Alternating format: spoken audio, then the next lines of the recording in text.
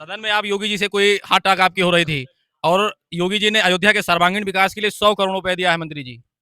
तो जब पूरा विकास हो जाएगा तो फिर आप क्या करेंगे? ऐसा है ऐसा है माननीय अखिलेश यादव जी, जिन्होंने अयोध्या जैसी अति महत्वपूर्ण सीट, जिसकी चर्चा केवल हिंदुस्तान में ही नहीं सारी दुनिया में है, इस महत्वपूर्ण सीट पर मुझे लोकसभा का प्रत्याशी बनाया है। इसके लिए मैं उनको हार्दिक बधाई देता हूं, आभार प्रकट करता हूं, अभिनंदन करता हूं और पूरी तरह से सबको सम्मान देंगे। आपसदारी भाईचारा अमन चैन का राज स्थापित करेंगे। और माननीय अखिलेश यादव जी, माननीय नेताजी तो आज दुनिया में नहीं है, हम उनको प्रधानमंत्री नहीं बना पाए, लेकिन माननीय नेताजी ने तो कई को प्रधानमंत्री बनाया, राष्ट्रपति बनाया। लेकिन हम संकल्प लेते हैं कि उनके लायक बेटे अखिलेश यादव जी को इस देश का प्रधानमंत्री बनाएंगे। अच्छा, हमारा हमारा हमारा सवाल है, आपने कहा श्रद्धेय नेताजी की बात की। नेताजी ने अपने उद्बोधन में कहा, सदन में कहा कि प्रधानमंत्री जो वर्तमान प्रधानमंत्री उनको प्रधानमंत्री दोबारा से बनने की बात कही। लेकिन आप अगर सांसद बनते हैं तो अयोध्या का किस तरीके विकास करेंगे? और इसमें 3 सवाल हम करेंगे, तीनों सवाल का आप जवाब दीजिएगा। और आज दूसरा दिन है, किसान जो है आंदोलन करे, दिल्ली कूच करना चाहते हैं। किसान एमएसपी की मांग कर रहे हैं। किसान ऋण जो है उसको माफी के लिए बात कर रहे हैं। और दूसरी चीज जो है, अयोध्या में जिस तरीके से समाजवादी पार्टी ने अपने विधायकों को राम मंदिर 11 फरवरी को आने नहीं दिया, राष्ट्रीय अध्यक्ष जी ने मना कर दिया। बाकी तमाम जितने भी सतीश महाराज जी के साथ में सारे विधायक मंत्रीगण आए। समाजवादी पार्टी क्यों नहीं आई? ये हमारे 2-3 सवाल हैं, संक्षिप्त में जवाब दीजिए।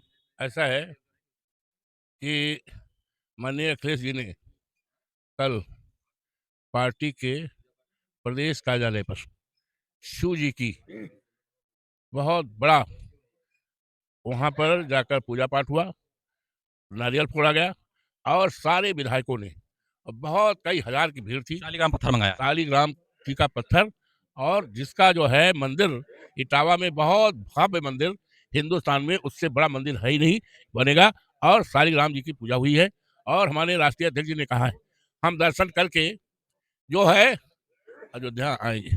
जहाँ तक हमारा सवाल है, कई पत्रकारों ने हमसे पूछा तो हमने कहा हम तो बहुत सौभाग्यशाली हैं कि हम तो वहीं पैदा हुए हैं, अयोध्या में, और हम इतने सौभाग्यशाली हैं कि हमारे रोम रोम में राम है। और यहाँ तक कहा कि हमारे बाबा ग्रैंडफादर जो आज दुनिया में नहीं है, उनका नाम था राम नेवल। हमारे भाई जो आज दुनिया में नहीं है, उनका नाम था राम अवध। हमारे मामा जो आज दुनिया में नहीं है, उनका नाम था परशुराम। हमारे पिताजी आज दुनिया में नहीं है, उनका नाम था दुखीराम। तो हम तो बहुत बहुत दिनों से, और ये नाम में राम हो, और ये भारतीय जनता पार्टी ये कहते हैं राम को हम लाए हैं। राम तो बहुत पहले आए हैं, बहुत पहले आए हैं। राम तो रोम रोम में है। हम मर्यादा पुरुषोत्तम राम की जो मर्यादाएं थी, उस मर्यादाओं को पूरा करने का काम करेंगे और हिंदुस्तान को खुशहाल करेंगे। और किसान किसान किसान आंदोलन कर रहे हैं, दिल्ली जाना चाहते हैं, क्या कहेंगे? किसान दिल्ली जाना चाहते हैं। और ऐसा हिंदुस्तान जिसमें दैविक भौतिक तापा राम राज काहू न व्यापा, इस तरह की हिंदुस्तान की जो कल्पना, उसको पूरा करेंगे। और आज अफसोस के साथ कहना पड़ रहा है, आज अफसोस के साथ कहना पड़ता है कि हमारा देश किसानों का देश है।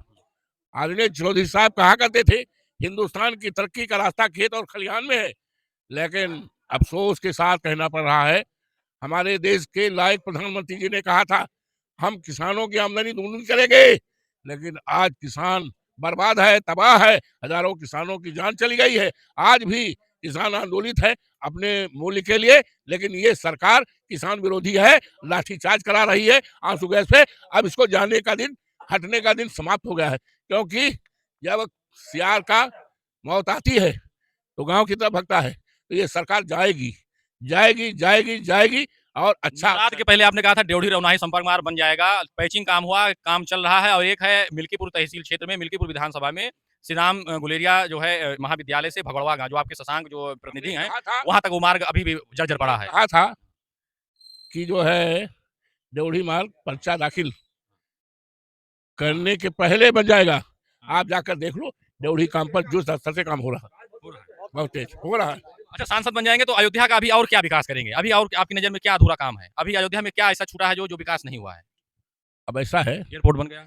जब हमने कह दिया हमने कह दिया कि अयोध्या के सभी वासियों को, उत्तर प्रदेश के सभी वासियों, देश के सभी वासियों को सम्मान करें, आदर करेंगे और बेरोजगार नौजवानों को रोजगार देंगे, किसानों की माली हालत सुधारेंगे, आपसदारी और भाईचारा का राज रहेगा। सदन में आप योगी जी से कोई हाथ टाक आपकी हो रही थी और योगी जी ने अयोध्या के सर्वांगीण विकास के लिए 100 करोड़ रुपए दिया है मंत्री जी। तो जब पूरा विकास हो जाएगा तो फिर आप क्या करेंगे? ऐसा है, ऐसा है, ये विकास कागजों में है, धरती में नहीं विकास। और मकान तोड़े जा रहे हैं, मकान तोड़े जा रहे हैं, गिराए जा रहे हैं और उनको मुआवजा नहीं मिल रहा है। हमारी सरकार आएगी, हम भरपूर मुआवजा देंगे, सम्मान देंगे।